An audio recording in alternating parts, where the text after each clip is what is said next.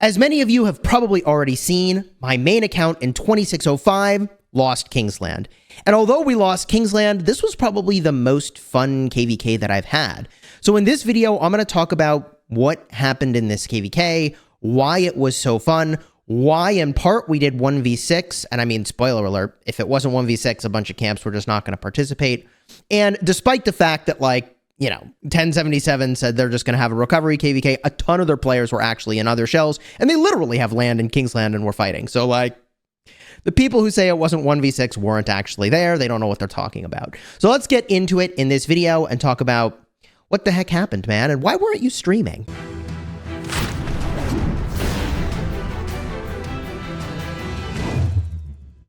Hello, my friends, and welcome back. I'm Chisgule Gaming.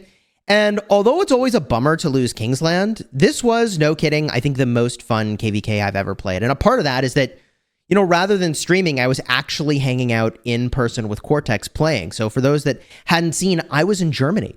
And I was invited to the Rise of Kingdoms meetup for both Call of Dragons and Rise of Kingdoms. And it was really fun, hanging out with a bunch of people who love Rise of Kingdoms, who love Call of Dragons. And unfortunately, the timing of both the pass fighting before Kingsland and the timing of Kingsland made it so that, like, during the last day of Kingsland, I had 18 hours of traveling. And during the, I guess, day after the passes opened, for the fights before Kingsland for Zone 6, I also was traveling for like 12 plus hours. And, how did I make up for that? I slept like literally two hours a night for multiple nights. Like, I went to bed at 9 a.m. after Kingsland opened, and I went to bed at 7 a.m. and then woke up at 9 a.m. to go for my flight on the next day. So, like, I put in a lot of hours. I was deliriously tired. So I didn't stream for a couple reasons. First of all, man, I was just really tired. I was just really fried. And second of all, I was hanging out in person. Like, it's weird to say, but I think it was like, I don't know, from 9 p.m.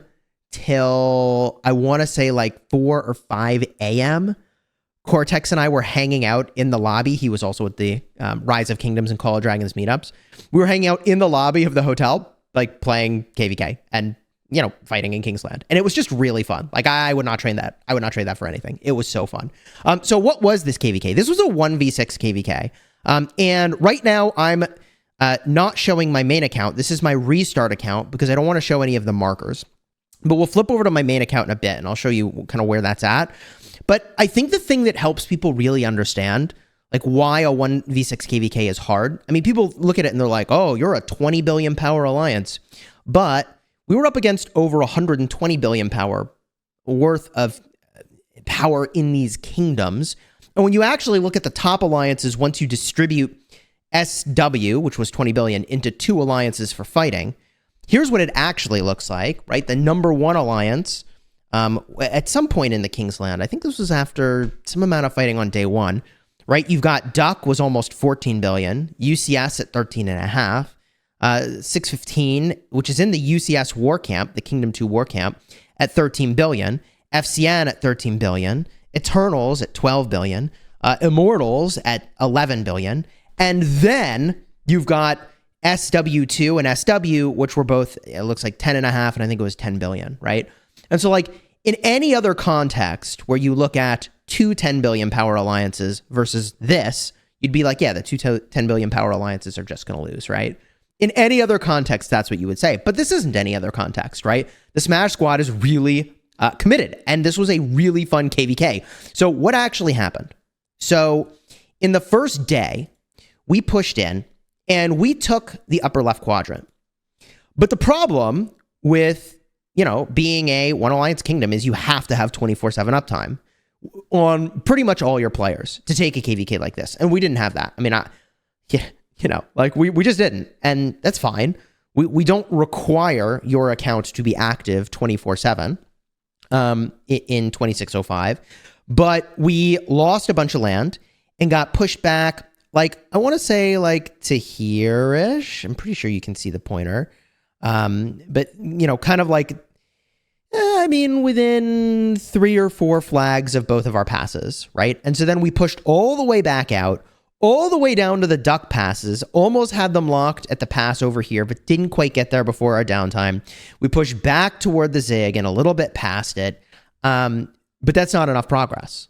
And so then we lost a bunch of land in our downtime back to basically the same place that we were in before, maybe a little bit further back, honestly.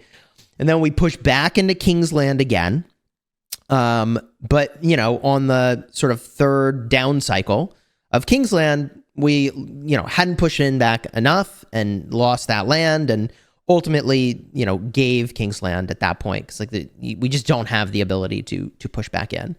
And I think the things that people dramatically underestimate in like a one alliance kingdom versus 6 kingdoms is just the disparity in the number of bodies that you have. And again, people are going to be like, oh, excuses, but I'm going to say realities. So there's a few realities about a one alliance kingdom. One is that even though you've got players that are stacked like Yoda, and they can do some crazy things swarming flags, there is a reality that like even Yoda in the field will be taken down when your opponent has 4 players or 5 players or 6 players for every one of our players. And that is a really important reality to understand.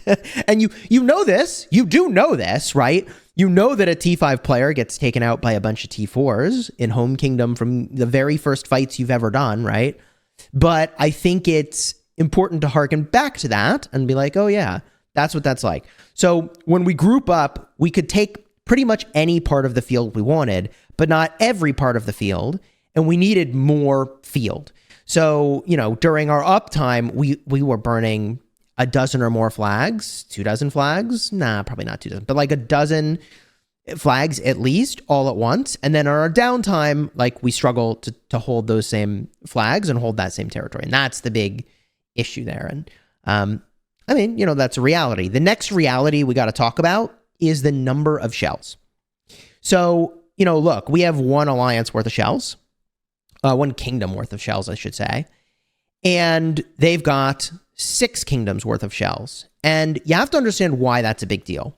The thing that happens in a long Kingsland fight is you run out of storehouse. And then you can't actually backflag as much as you want. You can't build as much as you want. You can't do as much as you want.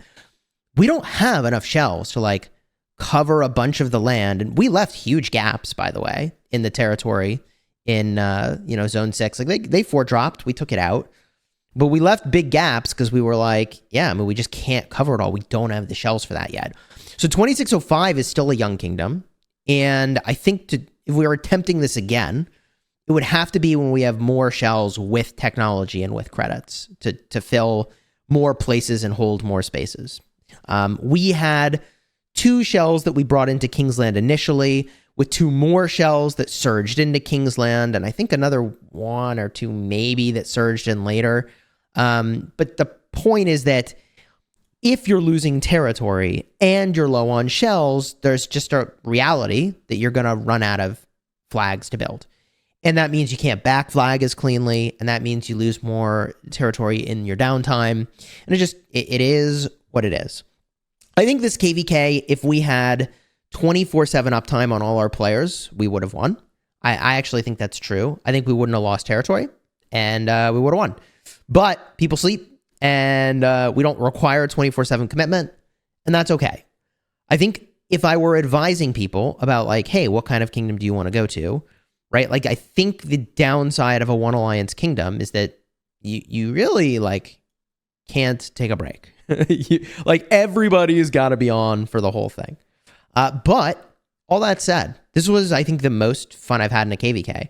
And I think a non-trivial amount of that is actually just like hanging out with Cortex, but also like in person, right? Which is so unusual to be able to do that. I really think it might just be meta to have an alliance meetup. I actually do. Like, I don't know if we're going to have an SW meetup in Vegas or something sometime down the road, but I actually think it is important for us to plan something like that, because I cannot begin to express to you how cool it is to just like hang out in person. And I sort of knew this because I played World of Warcraft back in the day. I know, and I raided a lot. And, I had Sulfurus, so it wasn't a big deal. And, look, I went to a meetup with, the people I had been raiding with in Vegas. And you just think about the group differently when you've hung out in person. You just do. You just feel differently. So anyways, I think that's the thing we actually need to do. I don't even remember what I was talking about. I'm so sleep deprived. So anyways, this was the most fun KVK I've done, I think, ever. And I think the reason is, as I was saying, in part hanging out with Cortex, but also in part because there was always fighting. I mean, literally at all times, you always had something important to do. Always. So the cool part about this 1v6 is literally anytime you want, any time of day, you log in, pop an expansion, and you go fight somewhere. And that is different from, I think, any experience I've had in KVK before. Like actually around the clock, meaningful things to do 24/7. It was really fun. And, you know, contrast this to the Warriors Unbound KVK that we just won on my restart account. And like, you know, the pass fighting there is kind of like slow and like, I don't know, it's weeks of it. This was an intense, you know, 3 days before Kingsland opened, and then boom, Kingsland opened, and it was intense in Kingsland. It was just really fun. So at this point, though, I think we can switch over to my main account, and I can show you kind of where that's at.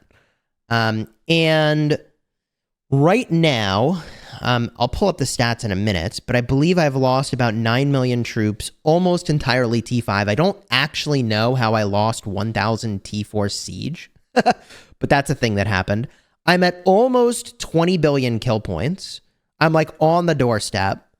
But I had to go to sleep last night. I literally was fried, man. I was fried. I was getting cranky. I had to go to sleep. So I'm on the doorstep of 20 billion kill points. That's going to happen before this KVK is over. Because, like, spoiler alert, I mean, it ain't over yet. We haven't won Kingsland, but, you know, who knows? Who knows what else we're going to do? I still don't even know. And here's that dead troop count, 9.25 million dead troops, mostly infantry. I had like 6 billion infantry, 4 billion cavalry, actually a little less than that, and a little less than 4 billion, wow, million, it's millions. I'm telling you, I've not slept much. 4 million archers, okay? And I lost infantry so fast. At one flag I defended, I lost 2 million infantry, and I actually have that report. It was a good one. By the way, I mean, there's all kinds of haters talking about this KVK. It's very easy to be a hater and feel cool and good about yourself, but whatever, it's fine. But, you know, people said that Gorgo Constantine was a bad garrison, and they were clowning me for recommending it. Like, oh, okay, here's a few Gorgo Constantine reports. 1 million dead to 2.7 million dead. All right, cool. Little Gorgo Constantine action. This was the flag I lost 2 million infantry, plus other troops as well. 14.5 for us, 21.3 for them. So, Gorgo Constantine, it does things. I don't know, man.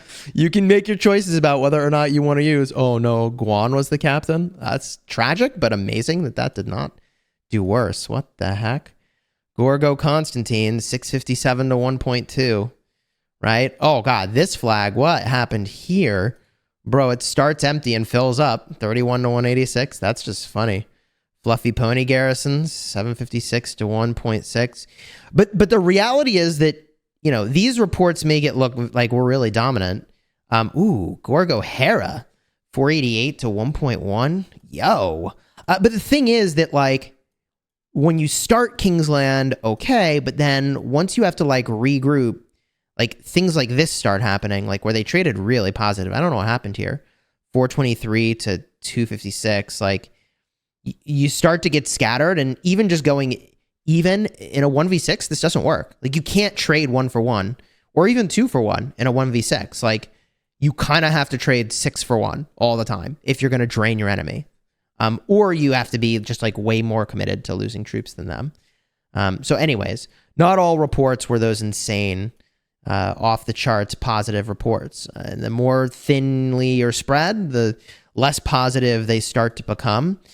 This rally's really good. Tariq ibn Ziyad Sargon. That was really good. I saw the Hera YSS and I was like, yeah, we gonna clap that with a rally, baby. That really works well. Yeah, man. I don't know. I could look through these all day, but like, here's a report, 803 to 1 mil. Like, this is, even though we win the trade here, this is a bad report for us. Like, this is a very bad report for us. We need to be winning by like 2-for-1 in every exchange, which that's not it's not a reality we could realize on all our reports, right? So anyways, like I said, just really fun KVK. And some number of people are like, ooh, is your kingdom going to fall apart? Like, man, I don't think so. Like, a lot of people are saying this is the most fun KVK they've ever played. And I feel like that is a huge compliment to the kingdom and the way that we were doing things, quite frankly. Now, right now, I'm at 111 million power, and I want to talk about that for a minute. This number would absolutely be lower, but I was literally on a plane in the last 18 hours of the sort of Kingsland fight. That's not exactly true. It was like when day 3 was starting. Here's how my day 3 of Kingsland went. Okay, you ready for this? I woke up at 9 a.m. after having gone to bed at 7 a.m. I got to the airport, dropped 10 million power defending in the downtime. This is like European time at this point. So it was like European 9 a.m. Anyways, drop 10 million power, get on the plane, get to the next airport. And from that point, I was actually just like traveling the rest of the day. Oh, and for the record, for the people that are like, why didn't you just play on Wi-Fi on the plane? Plane didn't have Wi-Fi. Flight out didn't have Wi-Fi. Flight back didn't have Wi-Fi. I don't know how planes fly in 2023 without Wi-Fi. I thought I was going to die without internet. Like the doors to the plane shut, okay? And they're like, we're taking off. We apologize. There's no Wi-Fi today. I actually thought I was going to die. I thought I was in mortal peril. I thought I wasn't going to make it. But I learned something about myself. I can survive about 9 hours on a flight without internet. You just watch lots of movies, like lots and lots of movies. In terms of some other folks that like dropped an astonishing amount of power, hold on, let me show this to you. Yoda's at 800. So we started this KVK at 1.4 or 1.5. So he's got almost, was it like 700 million power loss? BT Cyborg's down a bunch. I don't remember where he started. Fluffy Peppa's down like 300 or 400 mil. Oh, no, it's Fluffy Pony. There he is. No. Peppa's down at least 100, but Fluffy is down like 500 million power, I think. Yeah, man. Kind of crazy. Anyways, I got to get back to it. I got some forts to defend. I don't think I'll be streaming fort defense. I don't know how exciting that is to watch. Maybe I'll stream, to be determined. I honestly have a lot of videos to make. Like, I don't know if everybody understands. I basically sacrificed all things other than I went to the Rise of Kingdoms meetup. I went to the Call of Dragons meetup. Every other thing about my trip to Germany, I was basically just playing Kingsland and the Zone 6 fight. I did not do sightseeing. I did not, like, literally, there's this, like, magnificent, super large church. I'm, like, right there. I'll never be back in my life. No, I was fighting. And I didn't sleep, basically. So, I don't know, how much more I could have done from a time commitment standpoint to actually show up in the fight here. But, I don't know. I got more power to lose, so I'm going to lose it. Okay, one last thing to add here, which is that if the Duck War Camp does not get the Zig, y'all are crazy. I don't know how that negotiation would work out. That's insane. That War Camp, look, I've always said that the 1302 top end was really, really impressive, and they hit so freaking hard. Their biggest downside has historically always been a downtime that hurts their progress. But their War Camp had another kingdom that addressed their downtime problem. So, like, they were so perfectly complemented. Like, that War Camp 100% deserves the Zig. Like, I don't know if I've ever, maybe in videos in the past, have been like, that group should get the Zig. I don't know how y'all would justify anybody else getting Zig, respectfully. I don't know, man. They did the work. They did the work. And they were on long hours, man. I would know. I was on for most of those hours. So anyways, I literally felt so strongly about that, I had to add it to the video. Y'all are crazy if you think any other way to that is true. They did the work, man. And so did the other camps, but like, that Duck group, hey, yo, do I still have the Mighty Duck thing from when we were allies with them? Yeah, you got to respect that formation, okay? All right. I'm delirious. I'm so tired. Okay. One more thing I want to add is I feel like most kingdoms would queue into this situation and would be like, yeah, we're just going to take an easy win, easy clap. But I think we would much rather have the reputation of going for, you know, the hardest fight we could find in this KVK that was theoretically like achievable than the other way around. You know, I think most kingdoms would have looked for an easy win. And I think at the end of the day, KVKs like this help you know who's in it for the gold chests and who's really throwing down. So, you know, I think you learn a lot about your player base and the people who can handle losses by taking losses. So there's, I don't know, the silver lining, right, is you learn who's really in it. And you look at other kingdoms and you say, is that really a problem? Well, like, look at 846. Like, they were the literal biggest kingdom in the game, and they got win after win after win. And at some point, the strategy they had was just take as many bodies as we can that are below Imperium. But like, at some point, then they got a loss, and they had to actually restructure and rebuild the kingdom from that point, which they did, which, you know, most kingdoms can't do. But like, if you have too many people that are accustomed to just like, we're here for the wins, baby, that is ultimately going to be a problem when you take an L. So, you know, we'll see. We got a long queue of people that are really curious to come here. By the way, shameless plug for recruiting. Link will be in the description, or just go to burnres.com, man. The easiest website to remember in the world. GG easy. If you want to see my videos where I announced this KVK to see how well they aged, I mean, honestly, I need to go back and watch them. I'm kind of curious. Card will be in the end screen in just a second. I wonder if I said that I thought this was achievable or not, because I had a lot of doubts about how achievable this would be. Yeah, I mean, turns out it was actually really hard to fight 6 kingdoms. Who knew? Anyways, until next time, you have fun smashing the kingdom. Take care, everybody.